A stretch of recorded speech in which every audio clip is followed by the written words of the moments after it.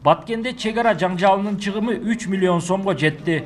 Бул тууралуу массалык маалымат булактарына Баткен районунун акими Учкунбек Жоробаев билдирди. Жаңжалда 2 сарай өрттөлүп, бир нече үй жана 2 машина талкаланган. Бодо мал уурдалган. Өрттөнүп кеткен фактылар катталды. Ушул тушта жаңжалдан улам коопсуз аймакка көчүрүлгөн тургундардын басымдуу бөлүгү үйлөрүнө кайтты.